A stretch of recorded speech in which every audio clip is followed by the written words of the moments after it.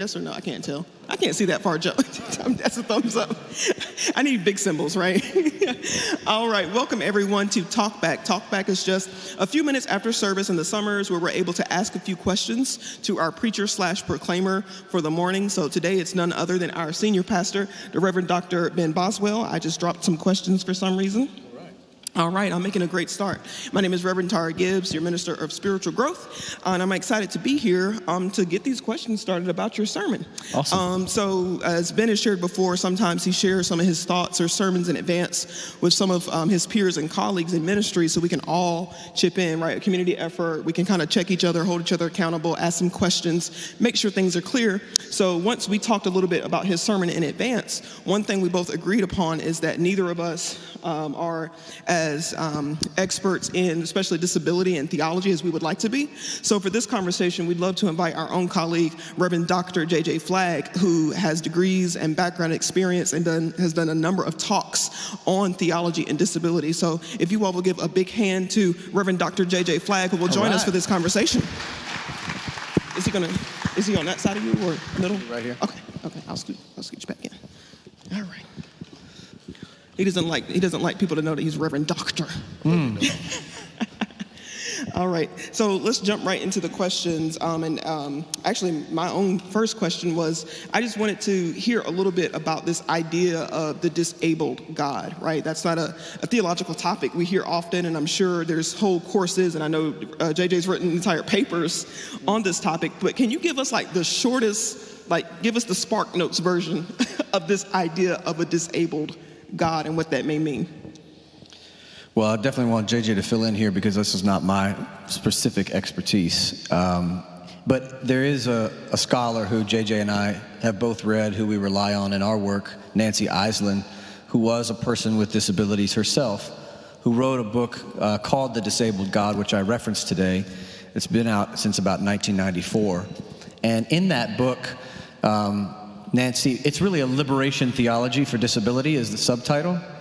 And so she follows the tradition of liberation theology that comes from, Latin American liberation tradition and Black liberation theology and feminist liberation theology, and looks at God through the lens of disability and comes to see, particularly through Jesus' resurrection, which I reference, and the fact that the resurrected Christ still bears the wounds, and those are not gone after the crucifixion, as to say that, Christ, the risen Christ, is a disabled God, because most Christians, as you know, believe that Jesus Christ is God, one part of the Trinity.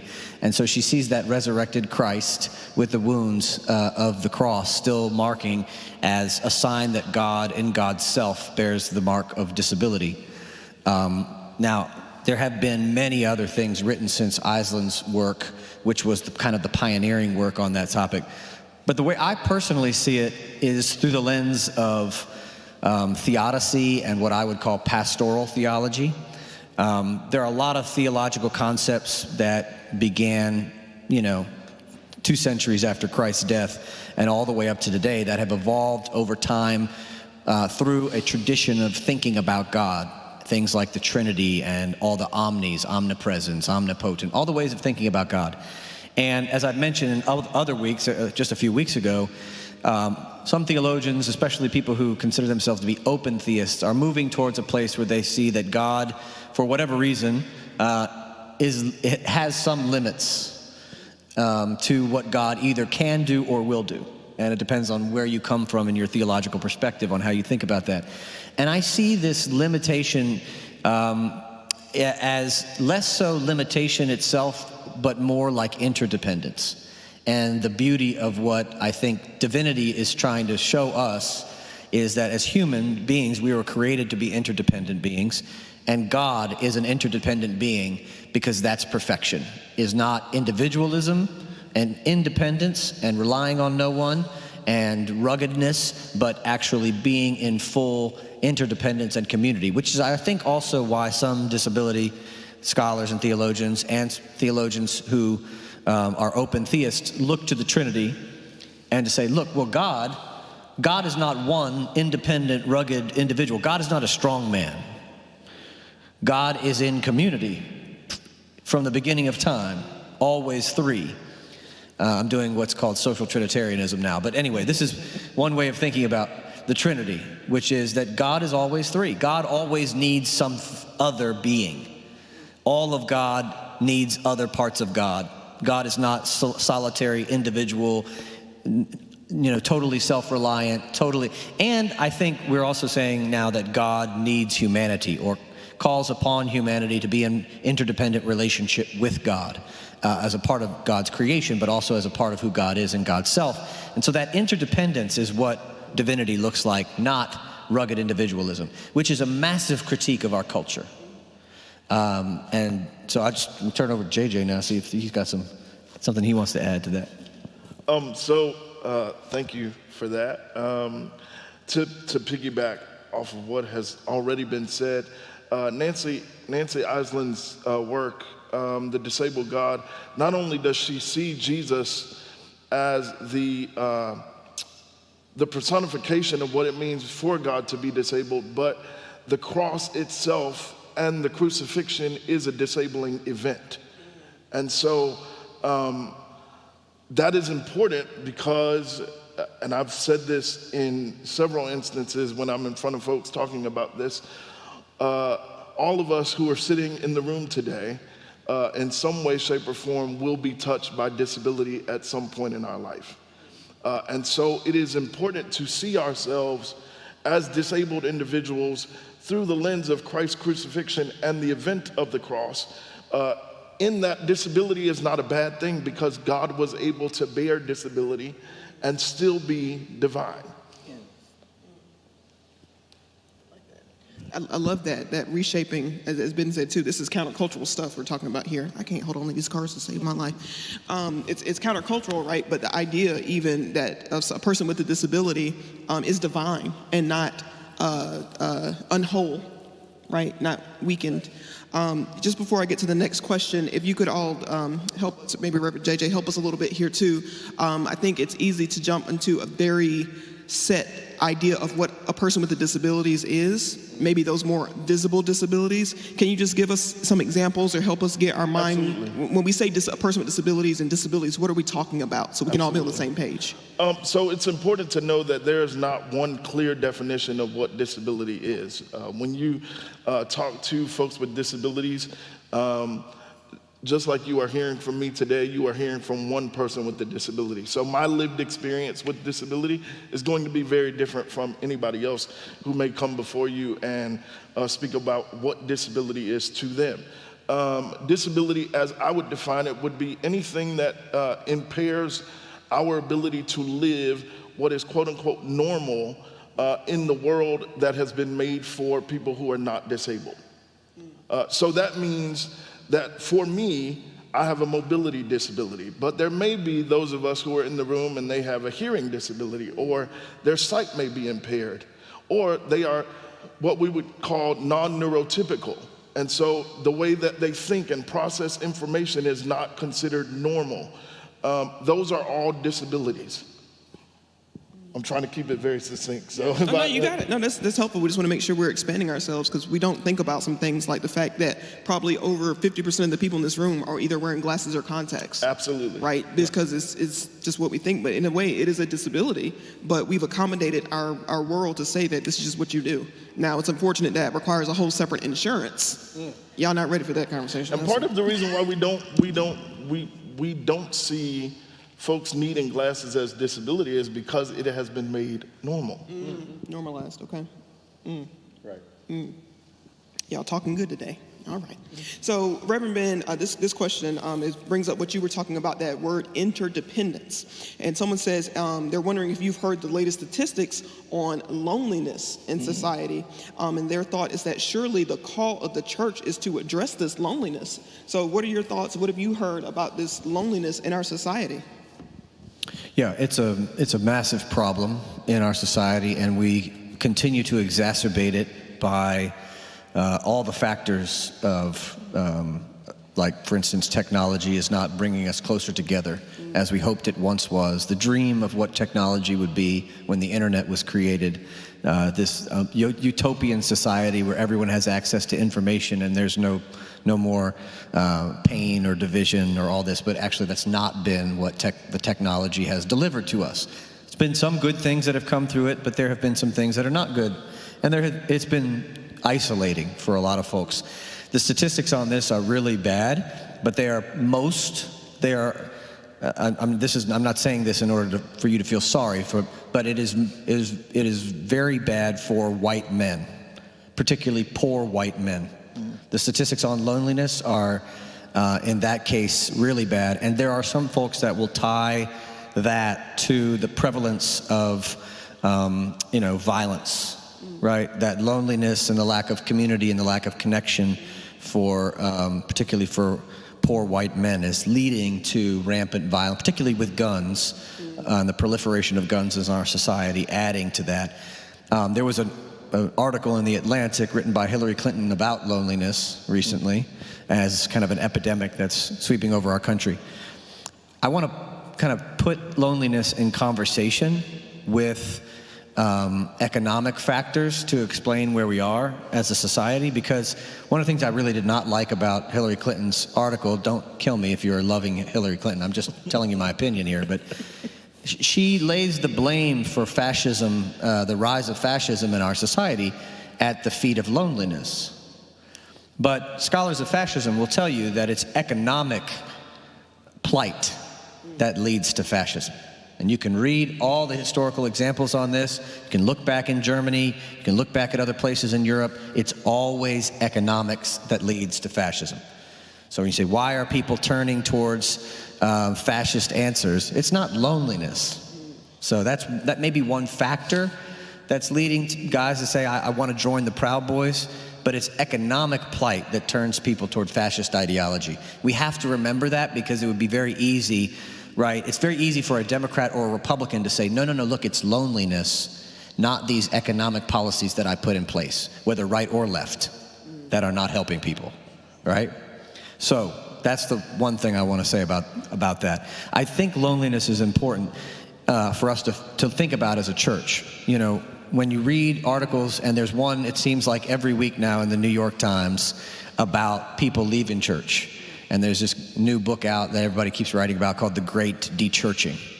And they argue that 40 million people have stopped going to church since 1995, which is true, probably more than that. And there are people in here who could give us better statistics than this. But one of the things I see in all these articles is this people saying the church has failed and society has changed, and those two factors together have led to people stop going, right? Okay? Church failed, society changed. That's the two factors. Biggest. I mean, there's a lot of other things to that. That's making it overly simple. But anyway, then the person who writes the article spends the rest of the article talking about how much they need community. And how nice would it be to have a church just for folks who don't believe in God? Or a church for the nuns. And then every time we read that, we think, well, that's the church we are. We're the church for people who don't believe in God. We've had atheists here for years. You know, Jewish folks, atheists, people of all denominations. Why don't they just come here? But then that means we're still forgetting the other two factors, right? We failed, society changed, right? So they're not looking for anything that has any inkling of traditional church. They would walk into this building, and it wouldn't matter if all we did was ooze love. The building itself would turn them away, right? There is social stuff going on that we can't control, and we have to kind of wrestle with that. So I think the church has the answer to loneliness, which is community. It is the one thing that we're supposed to do well. It's one thing we do that a lot of other people don't do well. But again, I think when you say to somebody, okay, you're lonely and you need community, and you'd say the answer is church, they're going to say, wait a second, I already gave up on that a long time ago, because either I got hurt there, or they were too rigid, or they were too shallow, or too traditional, or I didn't like the music, or I got in a fight with the pastor. You know, like, And so I don't think it's just so simple and neat as like, people are lonely, church has community, that's going to be our future. I think it's more complex than that. We got to figure out, the church is going to have to figure out what it means to be less like church and more like community. And that's really hard, because all the stuff we have that we spend all of our money maintaining, not just buildings and property, but also clergy, all the things we spend our money. See what the building's trying to do? All the things we spend money trying to maintain and all that is not community, right? Because the real test for the health of a community of people, what a church is if you took everything away, would you still be community? If you took the building away, the choir away, the music away, the organ away, the clergy away, the chairs away, all the history away, and would you still be here? Would you still be community? That means that we're not a community. If the answer is no, then you haven't found community yet in this place. Testing. Because that's what should exist, right? If everything else was gone, we should still want to be together and work together to make the world a better place. So that's what we got to figure out how to do as our number one thing. And maybe then folks who are lonely will find us. Yeah. And I know Reverend JJ, because we've talked about this a number of times. There are some other factors too that result in this idea of church being unwelcoming or not as community-centered, and that's probably around some disability things. Did you have any other thoughts? Because I know you do. You talked to us a lot about this. So thank you for asking the question. So let me go back to before COVID. Okay. I found it interesting when COVID hit. Everybody was running around like Chicken Little. The sky is falling, the sky is falling. And people with disabilities were like, we told y'all this was coming, and we told y'all how to prepare for something like this, and nobody listened. And then everybody made this mass exodus to Zoom. And we were like, we've been here. If you would have listened, you would have been ready.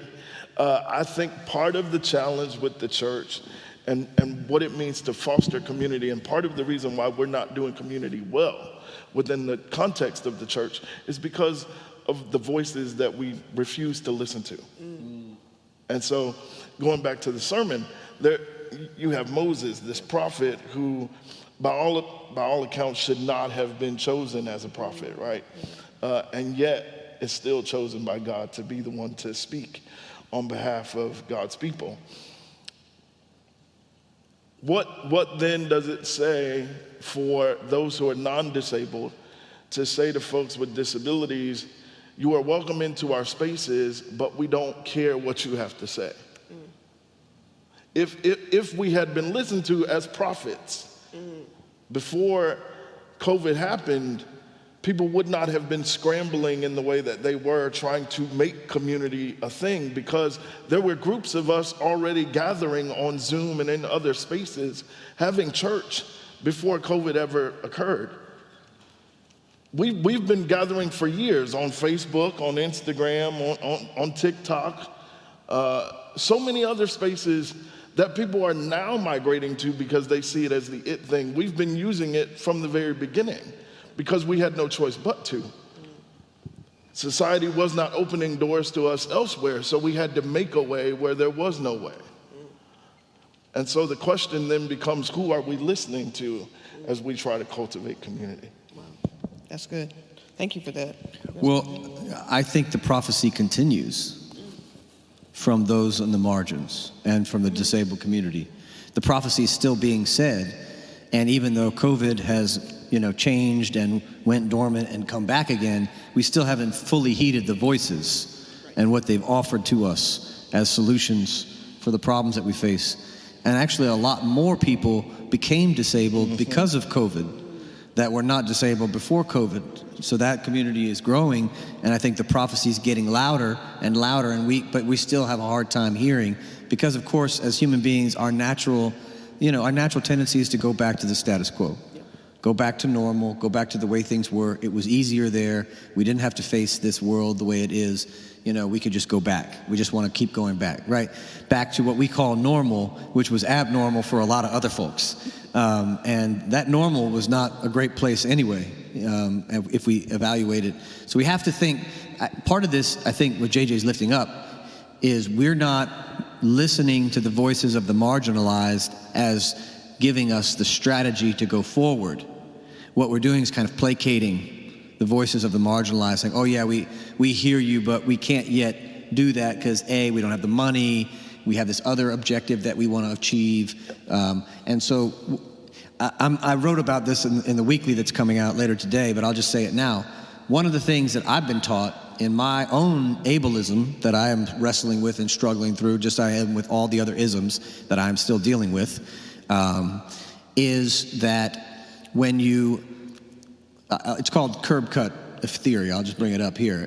When they cut the curbs to make it so that people in wheelchairs could go down a ramp instead of be lifted off the curb, that decision actually helped everybody. You don't think so, but when you have a shopping cart and you come up on a curb, don't you need a curb cut? What about if you have a stroller? So it's helping, parents, infants, it's helping people with, what about when you're taking your luggage down the street on the way to the airport? Do you really want to pick up that luggage every time you hit a curb? No, you don't. You love the fact that you get to roll down the curb and to roll up the curb. So all these able-bodied folks, or folks who think they're able-bodied, right, JJ, are loving that. Bikes, yeah, somebody's saying bikes. What about bikes? People who like to ride bikes. It actually helps all of them. So what's the answer to that? What's the moral of the story? Start with the folks who are at the margins and the intersections of oppression and ask them for the strategy forward. And that will help everybody. Stop asking the able-bodied, cis-het white man for the answers, right? That person doesn't have the answers forward. The world is made for them now, and the future is not, right? And so if the future is going to be good and not a world of fascist hellscape, as we think it might be, then we've got to start with people listening and then letting the voices of those at the intersections become the strategy for the future, not just saying, oh, we want to hear from y'all, but yeah, we can't really do that, sorry. You're telling us we need to be stronger on race, more bold on LGBTQ inclusivity. We have to be more accessible, more inclusive than we've been before, stronger on those things. And others are saying, well, we've been pretty strong on those. I don't know. We've been pretty strong on those already. We have to listen to the voices at the intersection because they're the ones who are showing us the way to the future, a future that works for all of us and not a future that just works for people that look like me. Amen. You heard it here, folks. Stop emailing Ben, okay? He doesn't have the answers. Just picking. Okay, I heard you both go back to Moses, and that ties to this next question that says, how does God's calling someone to ministry or the work of justice go alongside with the thought of providence that we had a few weeks ago in your sermon, Ben? This idea of God calling someone to ministry or to the work of justice, how does that mesh with this providence idea you raised up a few weeks ago? Yes, I don't think it's incompatible. I think because the call is not predestined or predetermined, nor is the answer to the call. There's freedom in the choice, right? In God's freedom, God calls. We don't know that God's going to call. It was not foretold throughout all of time that God is going to call this person. And also, the response of the one called is not predetermined. So there is great freedom in that, which to me, I think, shakes the idea of a providence that is cause and effect version of providence. I think is a very narrow thing.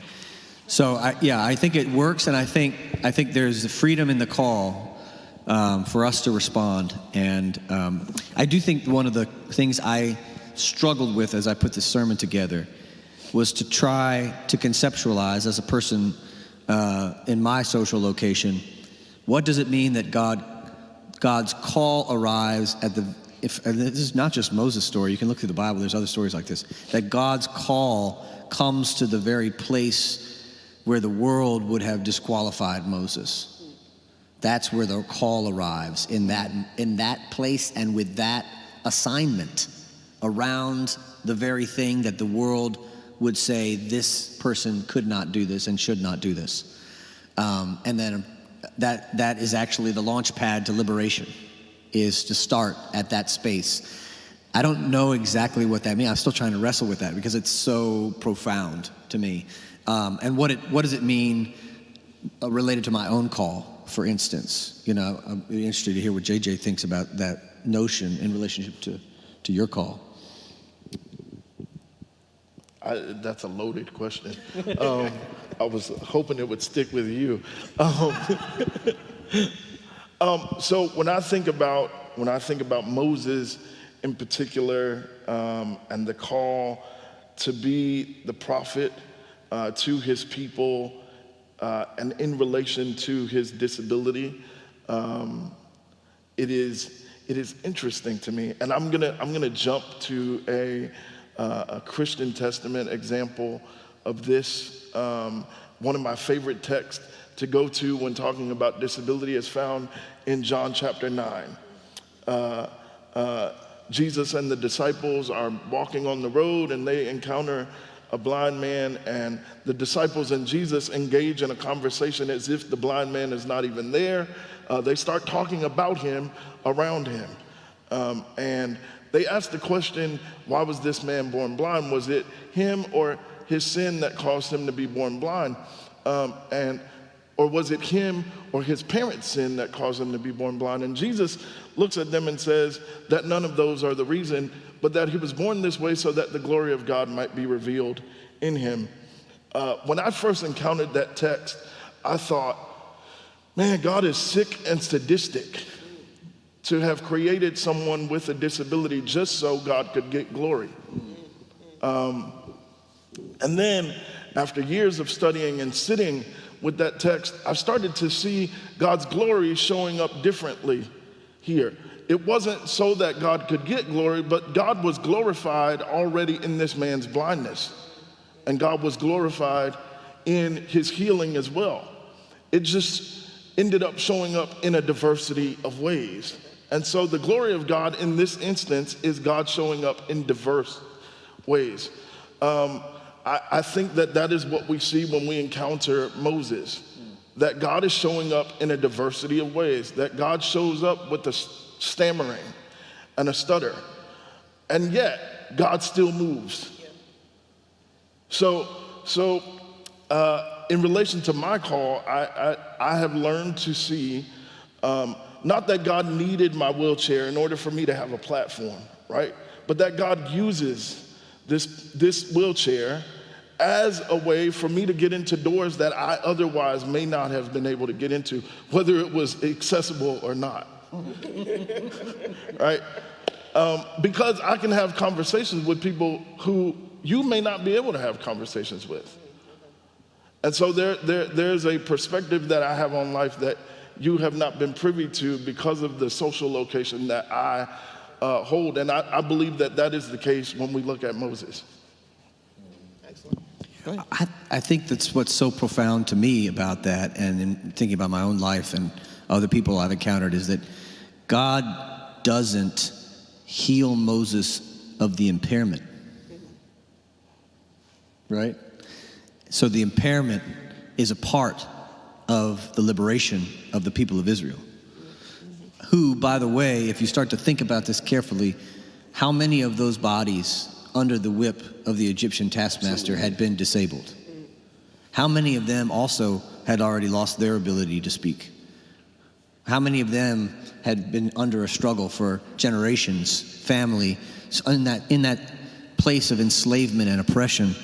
You know, to call someone like Moses is to call someone who was of the people, right, at the intersection of multiple things, and could relate and connect. And not only as a revelation of God and who God is and God's self, but also a testimony to the fact that the broken bodies of the people under enslavement were also already holy and ready for liberation.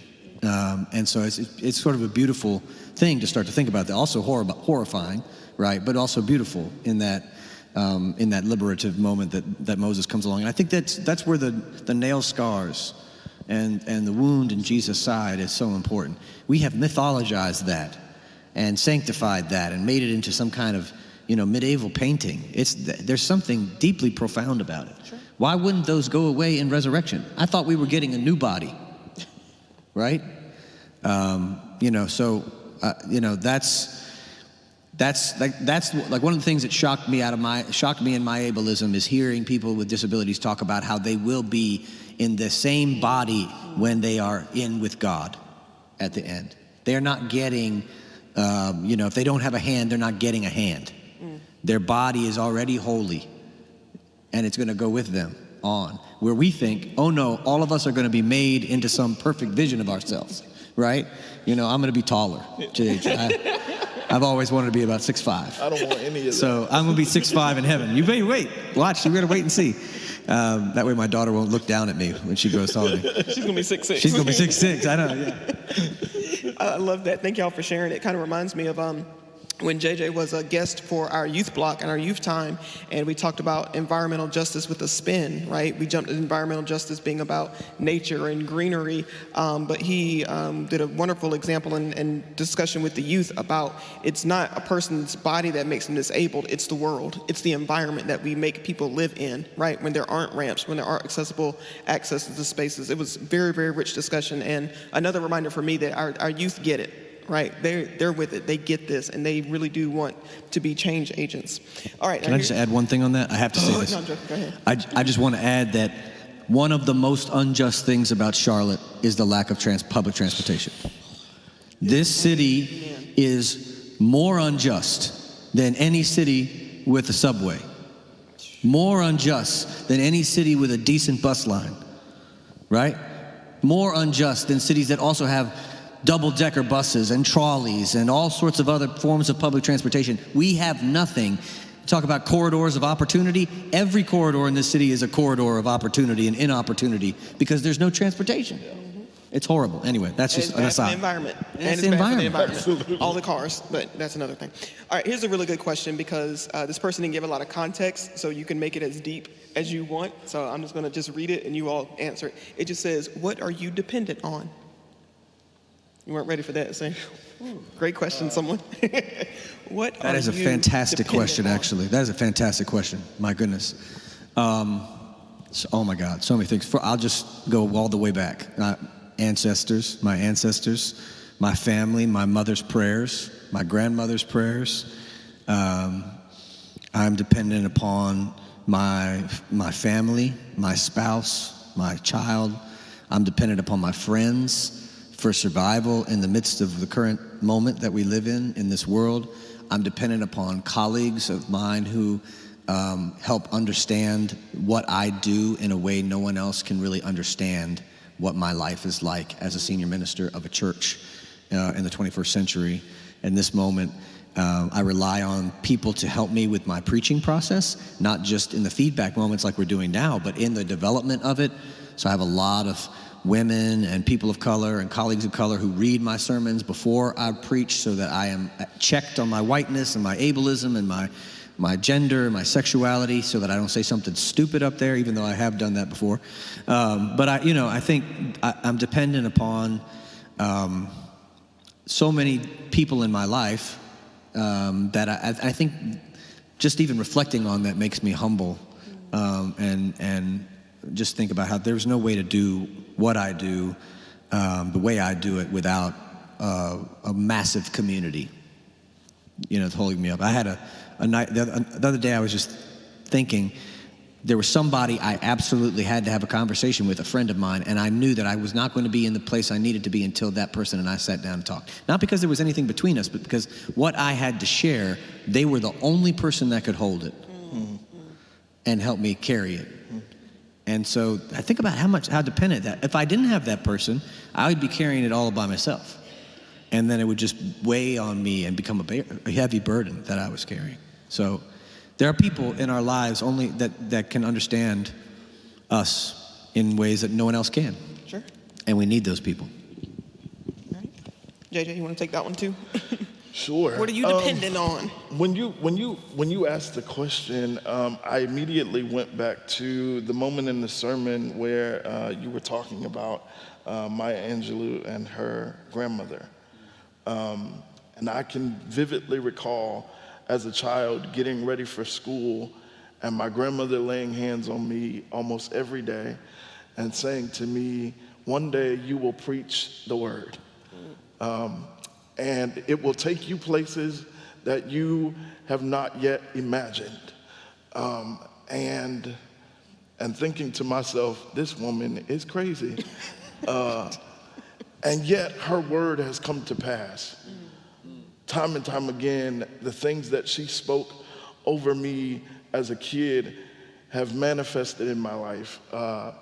And so I think about her words, and I think about the scripture that tells us that we are surrounded by such a great cloud of witnesses. And I would have to say that as I have journeyed on in my relationship with God and in my journey of faith, realized that I would not be who I am or where I am if it were not for their prayers that continue to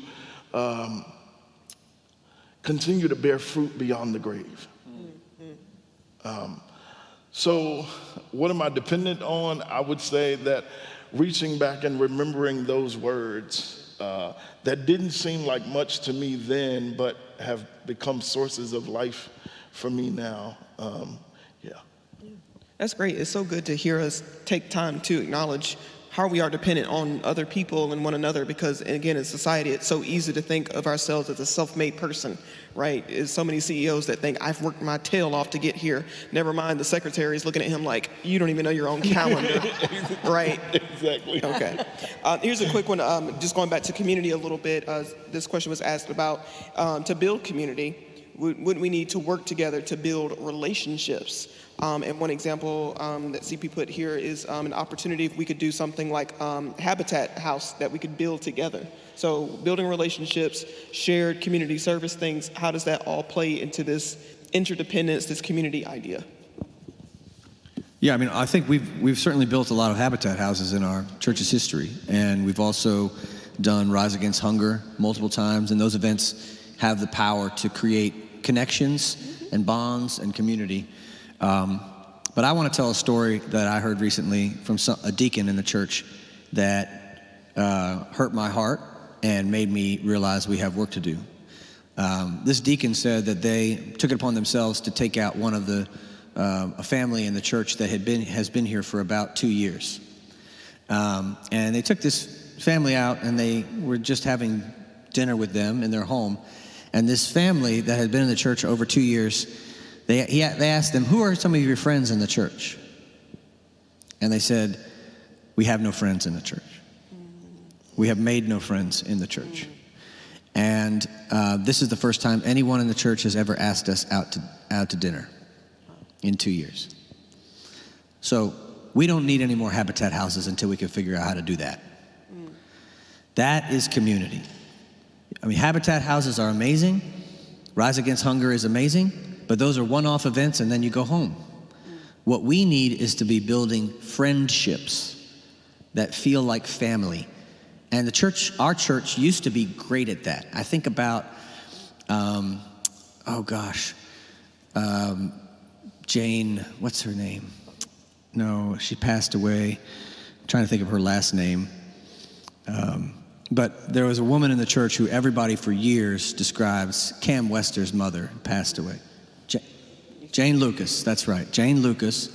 Everybody had a story about how Jane Lucas got them into the church and how she greeted them when they came on Sunday, and how she made it a point to know their name and to become their friend and to go see them every time they were at church and to find a way to build that relationship beyond just I see you on Sunday to you are my friend, and if I see you out in the community, you are my friend out there, not just in here.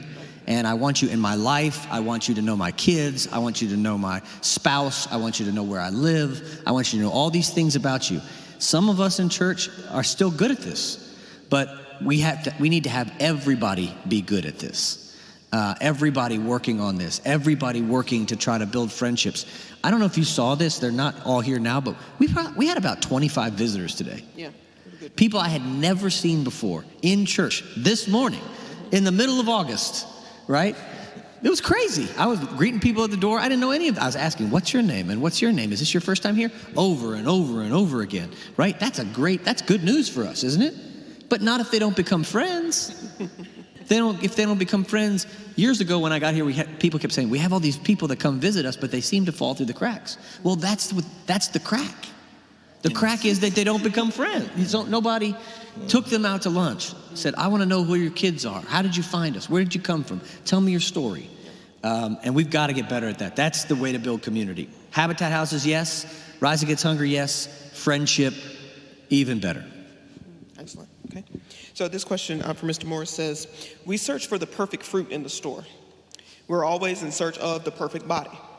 Yeah, search is the key word there, search. We even search for a perfect God. Would you say how this search for perfection has caused us to use even chemicals and drugs that destroy both the body and the environment? Do you all see a connection there? Sure, absolutely. I would fault the church. It's a theological problem, right? So if we go back to our iconography, our iconography doesn't show us any woundedness. What is iconography? Thank you. Iconography, it is the images that we see throughout spaces of worship that depict deity or deities in a way that show perfection. So think specifically around our imagining of the resurrected Christ. It is not often that we find a Jesus with holes in his hands and a hole in his side and holes in his feet, because there's something grotesque about the woundedness of Jesus. And so theologically, we have bought into the idea that God wants us to be perfect. And in so doing, we look for a perfect God, which does not exist. And in so doing, we then don't take the care for the environment to be what it should be, because we refuse to see that stewardship of a body that is broken or wounded and needing care in the environment that we should be stewards of. And so it is this vicious cycle that is incumbent upon this poor theology of perfection that first and foremost comes through our iconography. Yeah, and preaching.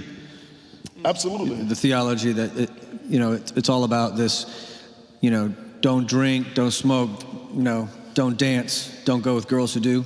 You know that old song? I mean, there was a perfection, there's an ideal person that's imagined in the mind of every proclaimer. What is the ideal human? And then the sermon usually reflects a message to the ideal human. And a lot of people sitting in the pews are saying, I can never be that, because that does not reflect who I am. But that image of the perfect person is all in every preacher's mind, in every theologian's mind, right? And if they have an ableist vision or a white vision of perfection, right? Or a young vision of perfection, that's what perfect is, young, and that's what you would see if you looked at TV. You would say perfection is beauty and youth. Well, beauty is youth, right? And this kind of perfect symmetry and airbrushed bodies, glistening in the sun, right? But all that's fake. None of that's actually real. I mean, you might have seen a beautiful person like that before. I naturally glisten, thank you. But everything that's being presented to us is a simulation. Yeah. And we look at it and we think it's real. And so we are then impacted by that because it forms and shapes our vision of what goodness and beauty and truth and righteousness is. And we have to reject it. Otherwise, we then project it onto everybody else in our lives, right? And we internalize it as a deficiency in ourselves, right? Which is every product is now marketed to us. You have bad breath, you need this toothpaste. you know, and this thing. And if you have bad breath, everybody in your family is going to hate you, you know. You snore, you now need this snoring device, or you're going to have a divorce. Like, I mean, these are how the commercials are set up for you. And they are set up to make you afraid that your deficiency, you have something deficient about you, and you need this product to fill that hole.